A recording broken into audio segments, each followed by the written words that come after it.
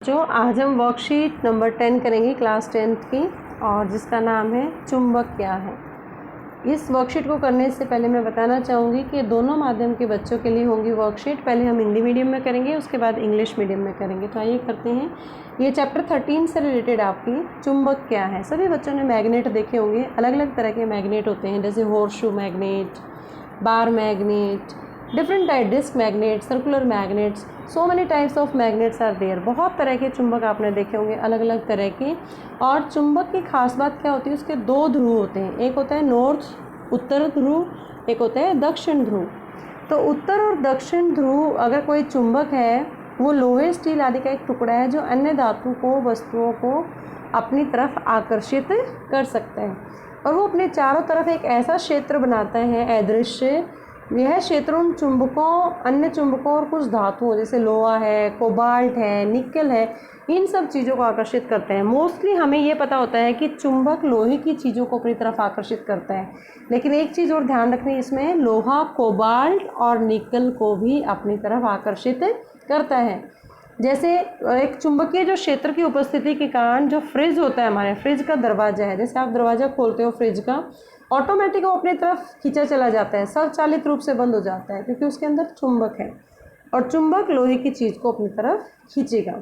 तो इस तरह से इस चुंबक का इस्तेमाल है वो हमारे दैनिक कार्यों में भी किया जाता है। अब हम चुंबक के बारे में बात करेंगे कि चुंबक के अंदर किस किस तरह के गुण होते हैं। चुंबक के सिरों के चारों ओर एक चुंबकीय क्षेत्र केंद्रित होता है, और इन सिरों को ध्रुव कहते हैं। एक दो ध्रुव होते हैं चुंबक के, एक होता है उत्तरी ध्रुव, एक होता है दक्षिणी ध्रुव। अगर आप दो चुंबकों को पकड़ते हैं, उनके ध्रुवों को एक दूसरे के पास लेके आते हैं, तो आप चुंबकीय बल महसूस करेंगे। जैसे अगर आप किसी विपरीत ध्रुव, मतलब एक उत्तर है और एक दक्षिण है, ये नॉर्थ है और ये साउथ है, तो वो एक दूसरे को आकर्षित करेंगे, उसको आकर्षण महसूस होगा, वो एक दूसरे को अट्रैक्ट करेंगे। लेकिन अगर ध्रुव समान है, माना कि ये साउथ साउथ है इस चुंबक का, इसका नॉर्थ नॉर्थ है, तो एक दूसरे को प्रतिकर्षित करेंगे, हटाएंगे एक दूसरे को। तो इस तरह का आपको महसूस होगा चुंबकीय क्षेत्र। और सबसे बड़ा अगर पृथ्वी का हम देखें, पृथ्वी एक विशालकाय चुंबक है, क्योंकि ग्रह के गर्भ में ज़्यादातर लोहा होता है, और पृथ्वी का चुंबकीय क्षेत्र ग्रह के बाहर और चारों ओर फैला हुआ होता है। पृथ्वी के उत्तरी और दक्षिणी ध्रुवों के पास ये क्षेत्र सबसे ज़्यादा मजबूत होता है। तो यहाँ पे एक बात समझ में आई कि चुंबकीय क्षेत्र कहाँ पर ज़्यादा होता है किसी भी चुंबक में, उसके ध्रुवों के पास, या नॉर्थ या साउथ, इन्हीं पे होगा, बीच में नहीं होगा। बीच में कम मात्रा में चुंबकीय क्षेत्र होता है, इसलिए कोई भी वस्तु जब आकर्षित या प्रतिकर्षित होती है, उसके ध्रुव से होगी, उसके बीच वाले पोर्शन से नहीं होगी। तो अब इस वर्कशीट के माध्यम से हम कुछ क्वेश्चंस करते हैं कि चुंबक कुछ वस्तुओं को आकर्षित करते हैं, उन धातुओं के नाम बताइए। जैसे मैंने बताया था, लोहा सबको पता है, कोबाल्ट और निकल भी यहाँ पे लिखेंगे आप लोग। दूसरा है, पृथ्वी एक विशालकाय चुंबक है कैसे, ये बहुत अच्छे से लिख रखा है इस कॉलम में, ये आप नोट करेंगे। एक चुंबक को उसके दो ध्रुव सहित चित्रित कीजिए। तो ऊपर बहुत सारे चित्र बना रखे हैं। सिंपली आपको एक बार मैग्नेट बनाना है, जैसे छड़ चुंबक, एक नॉर्थ पोल है और एक क्या है, साउथ पोल। बस उपयुक्त शब्दों के साथ वाक्यों को पूरा कीजिए। आकर्षित है या प्रतिकर्षित है, इसको फिल इन द ब्लैंक्स में डालना आपको। समान ध्रुव, ध्यान रखना, समान है, माना कि ये नॉर्थ है, एक और चुंबक हमने लिया, माना कि ये साउथ है और ये नॉर्थ है, तो ये समान ध्रुव हो गए, ये एक दूसरे को क्या करेंगे, प्रतिकर्षित करेंगे। यहाँ पे प्रतिकर्षित आएगा। जबकि विपरीत ध्रुव, माना कि विपरीत ध्रुव के अंदर एक नॉर्थ ये है, ये साउथ, और दूसरा चुंबक जो लिया हमने, ये नॉर्थ है, ये साउथ है, एक दूसरे को क्या करेंगे, अट्रैक्ट करेंगे, आकर्षित करेंगे। तो यहाँ पे आकर्षित आ जाएगा। ये वर्कशीट अपनी कॉपी में करें। Now the time for the English medium student, and today's worksheet is about what is magnet, and this is related to the chapter 13 of class 10th and the worksheet number 10. First of all, what is magnet? Magnet is a piece of iron and steel that can be attract other metal objects, and it creates invisible field around itself, and this field attracts other magnets and certain metals like iron, cobalt and nickel. And the presence of magnetic field is why you can shut refrigerator's door automatically with the magnet, that you have also experienced at your home.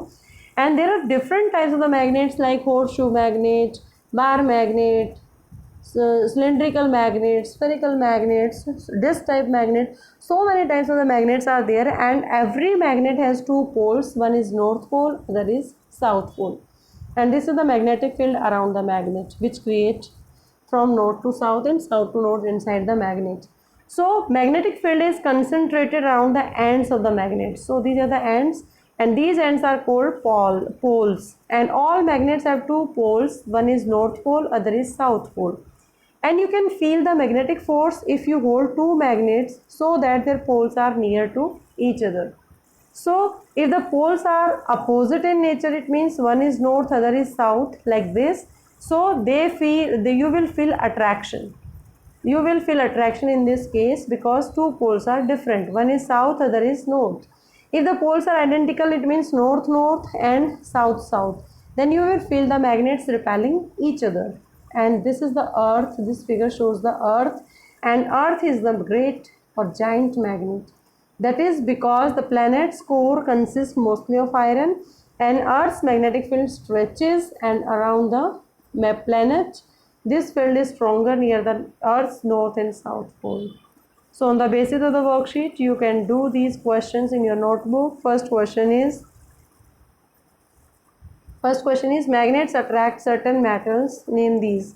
I told you that all the time we remember only iron, but cobalt and nickel is also the metal which attracted by the magnets. Earth is a giant magnet. Why? It is also written here. Draw a magnet with its two pole. Then similarly bar magnet. One is the north pole, other is south pole. Complete the sentence with the appropriate word, means attract or repel. So like poles, here repel. You have to write here repel each other, while the unlike poles attract each other. You can write attract here. I hope you understand the concept of magnet, its poles and their magnetic field. Keep watching Super Vigyan. Thank you so much.